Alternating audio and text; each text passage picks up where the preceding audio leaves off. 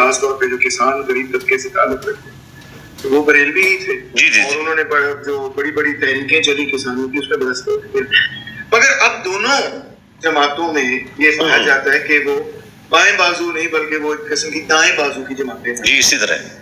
اس کے پیچھے کیا ہسٹری کیا؟ پہلے میں آپ کو بتاؤں یہ جو آپ نے سمجھ لیا نا کہ یہ بریلوی اگر کسان تھے تو وہ اسی طرح کے بریلوی تھے جس طرح ایک ہندو ہوتا ہے. وہ بریلویت نے کوئی کردار ادا نہیں کیا. وہ ان کی غربت نے کردار ادا کیا ہے کیونکہ چھٹا فرض ہے نا اسلام کا. 5 تو فرض بتایا گیا ایک نہیں بتایا گیا. اور وہ فقر تو آپ کو پتا ہے مفلسی جو ہے وہ تو کفر کے قریب لے جاتی ہے نا. یہ بیسیکلی وہ ہے. اور بریلوی نان وائلنٹ تھے. ہاں ان کی کوئی ایسی تنظیم نہیں تھی جو نان اسٹیٹ ایکٹر والا معاملہ کرے. اس وجہ سے انہیں یہ سمجھا جاتا تھا. تو اللہ بھلا کرے خادم رضوی صاحب کا انہوں نے آ کے انہیں وائلنٹ کر دیا. یہ کیا ٹرانزیشن ہوئی؟ سب اس کو سمجھنا چاہ رہے ہیں کیا تو ہمیں سمجھنا کیا آپ کو تو ہم سے زیادہ پتا ہے. یہ سب کچھ یہ کون کرتا ہے؟ اسٹیبلشمنٹ کرتی ہے. اور کون کرتا ہے؟ جی ظاہر ہے اسٹیبلشمنٹ کے زیر اثر 80s کے اندر ایران اور سعودیہ کی پراکسی وار آئی. ادھر کیوں آئی؟ کیونکہ 1979 میں انقلاب آیا تھا ایران میں. جو ایک شہشائیت بچی تھی وہ بھی اڑ گئی. تو انقلاب جہاں پہ آتا ہے نا خطرہ لگ جاتا ہے کہ ایکسپورٹ ہوگا دوسرے ملکوں میں. تو انہیں یہاں خطرہ پڑ گیا کہ یہ پاکستان میں بھی نہ آ جائے. تو پھر سعودیہ نے یہاں پیسہ لگایا اور اس وقت تھوڑا گروپ بھی بنا. اس وقت سپاہی صحابہ بھی بنی اور پھر وہ اسی کی باقیات یہ ساری. اس کے مقابلے پہ اہل تشیع نے سپاہی محمد بنا لی. ISO بنی. یہ ساری چیزیں بنی. بیسیکلی باہر بیٹھ کے لوگ اپنی پراکسی وارز ہمارے ملک کے اندر کھیل رہے تھے. تو جو وائلنٹ ہوتا چلا گیا پھر وہ اس کا حصہ بنتا چلا گیا. یہ جو آخری ٹرن ہوا ہے کہ بریلوی وائلنٹ ہوئے ہیں اس کی کیا ایکسپلینیشن ہے؟ کیا وجہ ہے؟ یہ معاملہ تو ممتاز قادری والے ایشو سے شروع ہوا تھا نا. اسی نے اس کو ٹریگر کیا. اس کے بعد پھر اسٹیبلشمنٹ نے اس وقت کی ایک پولیٹیکل گورنمنٹ کو کمزور کرنا تھا نواز شریف صاحب کی. جب انہوں نے اینڈ پہ دھرنے میں وہ نوٹ بھی بانٹے تھے آپ کو پتا ہے. تو یہ بیسیکلی انہوں نے تو اپنے پولیٹیکل گینز کرنے تھے. اس چکر میں انہوں نے ان کو اٹھایا. لیکن خادم رضوی صاحب وہ جہلم سے پڑھ کے گئے ہوئے ہیں. میں انہیں اس وقت سے جانتا ہوں جبکہ بالکل کالج لائف سے جانتا ہوں جب ان کو کوئی بھی نہیں جانتا تھا سوائے چند لوگوں کے جو علمی حلقوں کے لوگ ہیں.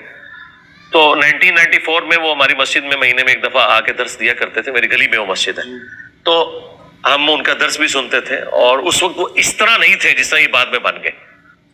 وہ اپنی کاسٹ کے ساتھ مخلص تھے. اور جس کا ثبوت یہ ہے کہ جب اگلی اسٹیبلشمنٹ آئی تو وہ ان کے خلاف بھی کھڑے ہو گئے. یعنی جنہوں نے ان کو سپورٹ کیا تھا وہ ان کے خلاف بھی اپنی کاسٹ کے لیے کھڑے ہو گئے. لہذا خادم رضوی صاحب جو ہے وہ اپنے کاسٹ کے لیے مخلص تھے. چاہے صحیح ہے غلط یہ ہم نہیں ڈسکس کر رہے. ہم تو نہیں ایگری کرتے جو ان کی ہارڈ لائن ہے. لیکن وہ اپنے ساتھ اس اعتبار سے مخلص تھے. یہی وجہ ہے کہ وہ پھر اس اسٹیبلشمنٹ کے خلاف بھی کھڑے ہو گئے جنہوں نے ان کو لانچ کیا ہوا تھا. تو بیسیکلی یہی ہے. میں تو پاکستان کا مسئلہ یہ سمجھتا ہوں اسٹیبلشمنٹ جوڈیشری پولیٹیشنز عوام تو بےچارے بھیڑ بکریوں کی مانتے. اس میں یہ بتایا علی بھائی کہ دیکھیے جو عام بریلوی ایک کہہ لیں بندہ ہے ایک فرد ہے ایک شہری ہے اس کے ذہن میں کیا بات رہی کہ میں بھی ملیٹنٹ ہو جاؤں؟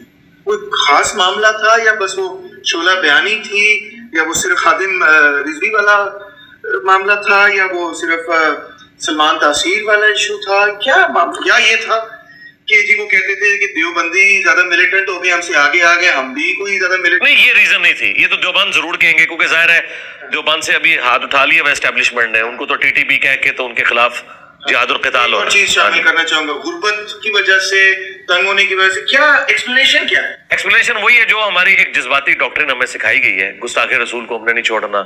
اسلام کے اوپر برا وقت آ گیا ہے. نبی اسلام کی گستاخیاں ہو رہی ہیں. کارٹون بن رہے ہیں. اب جہاں کارٹون بن رہے ہیں وہاں تو یہ جا بھی نہیں سکتے. ٹھیک ہے نا. مصیبت ہمارے اوپر ہی ساری گرتی ہے. ٹھیک ہے. فرانس کا کوئی سفیر اس کو تو کچھ بھی نہیں ہونا. یہاں پہ بینک لوٹے جانے ہیں. یہاں پہ گاڑیاں آگ لگائی جائے گی اور گاڑیاں بھی دوسروں کی. آج تک کسی عاشق رسول نے نہیں کہا کہ وہ بسم اللہ پڑھ کے تو اپنے موٹر بائک کی ٹینکی کھول کے اس میں جو ہے وہ بارود بھرے. کسی اس طرح تو نہیں ہوتا. تو بیسیکلی غصہ ان پہ تھا نکالا عوام کے اوپر. جی اپنے اوپر. آندہ بھی ایسے ہی ہوگا کیونکہ وہاں تو ہم پہنچ نہیں نہ سکتے.